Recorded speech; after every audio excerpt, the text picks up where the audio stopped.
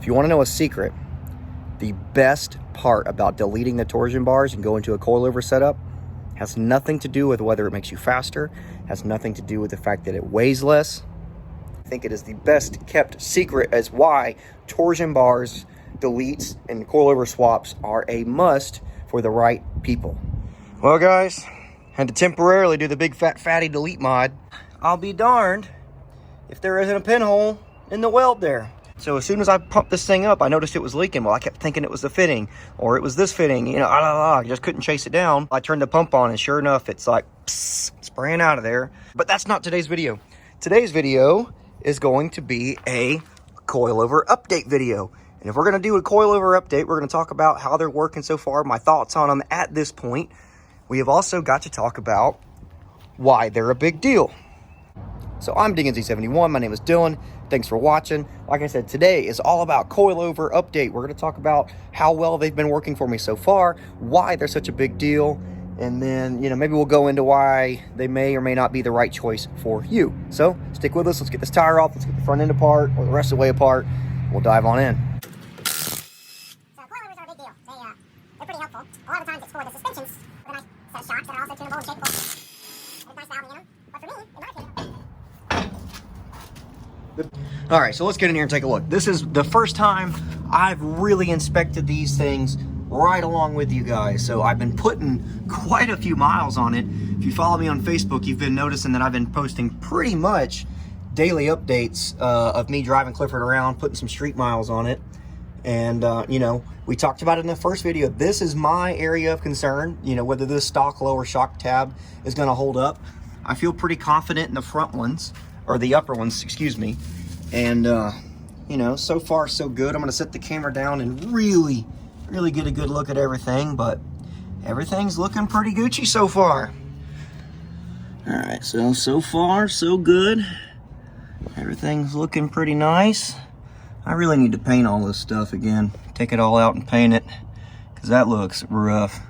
I don't like showing that stuff off for you guys, but I don't know. Everything's looking good. Mounts look good. They're all good from the back. I would say that at least this driver's side can sign off on it and say that my initial miles, my initial report is so far so good.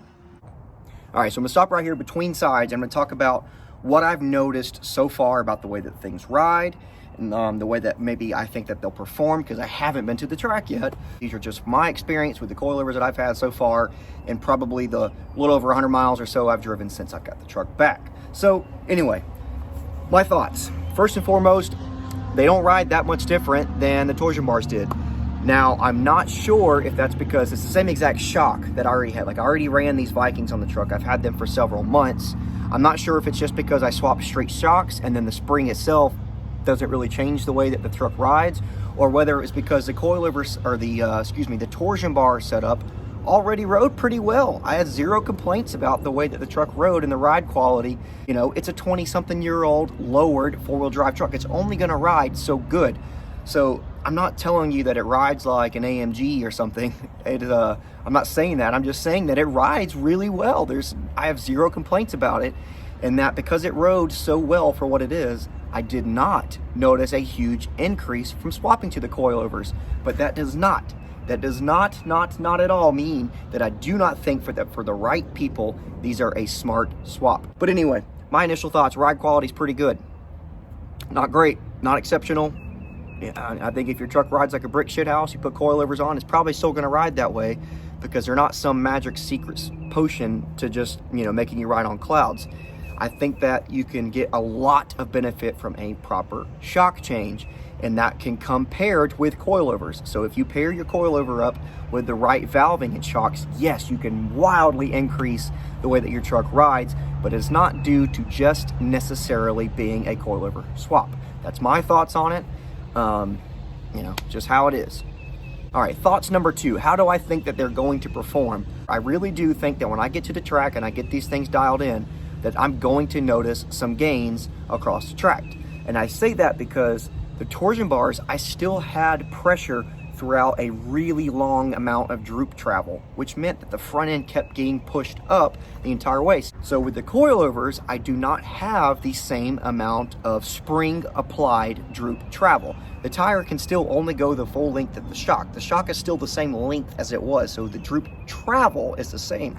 There's not as much stored energy in the thing to keep pushing the front end up as I go. It's gonna work out, I think. That's my hypothesis. I've still yet to test it, and wow, sorry, that ended up being way longer than I expected. Let's dive on into why I think that they are a big benefit to the truck, even if I don't get any faster with them. If I don't get a second faster, a 10th faster, a 100th faster, nothing. Let me go and tell you why I think there's a great idea for the right people, regardless of their performance gains. Let's go take a look. Right. I've got no idea how much that shock and coil spring weighs. I didn't weigh them. I didn't put them in. I'm really not sure. But as you can imagine, it's not that much. It's, you know, maybe 6-7 pounds. I really have no idea. It could be more, could be less. I don't know. But it's not that much. It's not that heavy of a setup. But when you compare all the torsion bar stuff, this stuff is pretty heavy when you add it all up. This is a torsion bar cross member, and those are the torsion bars. Those are the keys, or those are the nuts and bolts that go with it. Now, getting these things out and the weight reduction associated with replacing, that's going to be worth a lot. I think that no matter if the suspension due to coilovers allows me to get faster at all, the weight that I lost will. And speaking of weight, y'all don't tell Allie I got this out here, but I brought the house scale out. Let's just see how much one torsion bar weighs. Looks like it's right at 23 pounds, 22.8 for one torsion bar. Y'all keep that in mind. Let's grab the next piece across. This sugar's not light either. Let's check it. Oh, 21.4 pounds. 21.4, 21 and a half, call it.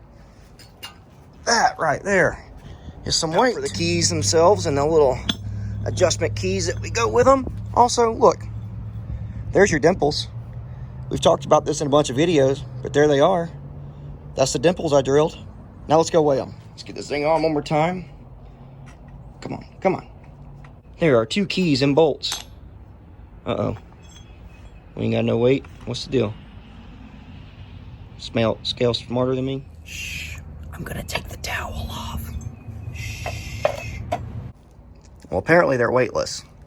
You know, can't count that. They're free weight.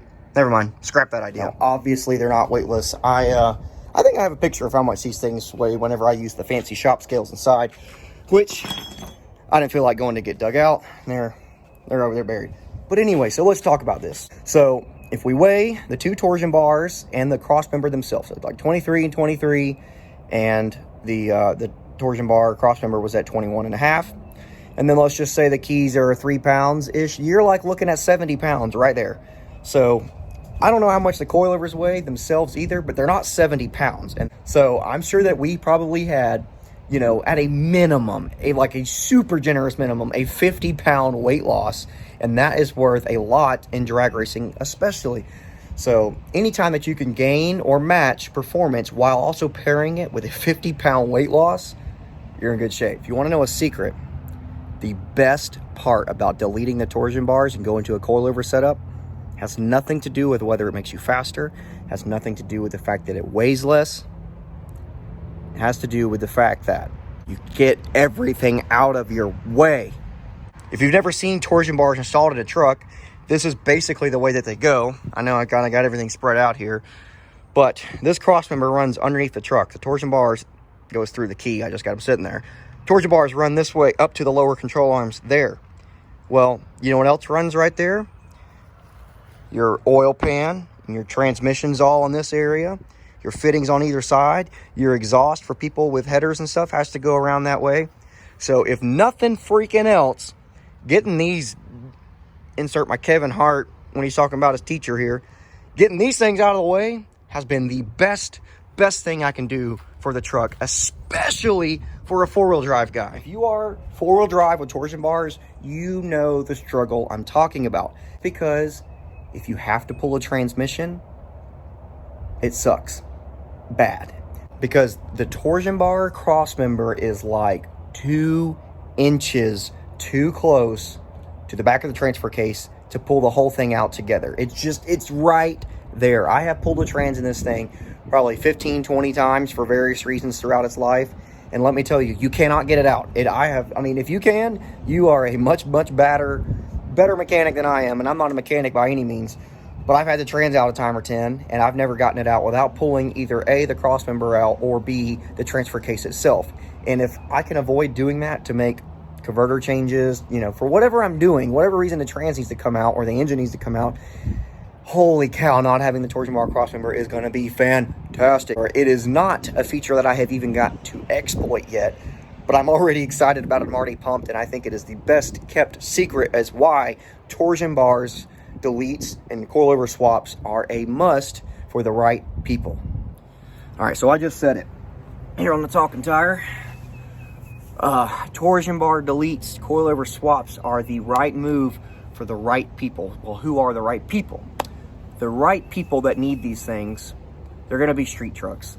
I do not, in my opinion, know if a full torsion bar delete in replace of coilovers is going to be the right move for you guys who are heavy off-road. I think that if you are going so far as to wanting to delete the torsion bars, but you're running 35, 6-inch lift, you know, 37, 6-inch lift, whatever it is that you're doing, I think if you're wanting to do that and get rid of the torsion bars, you're going to have to be willing with the fact, or you're going to have to be okay with the fact that you need to custom fab some stuff, whereas us street guys do not. I think that applies the same way to people with Suburbans and Tahoes, you know, the heavier stuff that's going to be pulling trailers.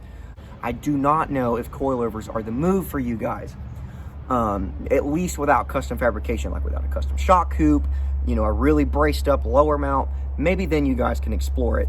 But for those of you who have been following this along, I think most of you are like me. You're like street guys or kind of the daily driver types. I think that the coilover swap can be something for you. This is my encouragement to you, that there is, you know, a high likelihood that in the pipeline this could work for you. I still want to sign off on more miles. I still want to sign off on more torture testing. I want to do all of those things. But for now, I'm just telling you guys that so far, so good. But for the right people who know what they're doing with their truck, who know what the limitations of the coilover swap might be, it could be a great idea for you guys. So I want to say positive feedback in that regard, positive feedback on the, you know, the potential future for these things, you know. And other than that, I ain't got nothing left to say, but I'm Digging Z71. Thanks for watching. Keep digging. See you next time.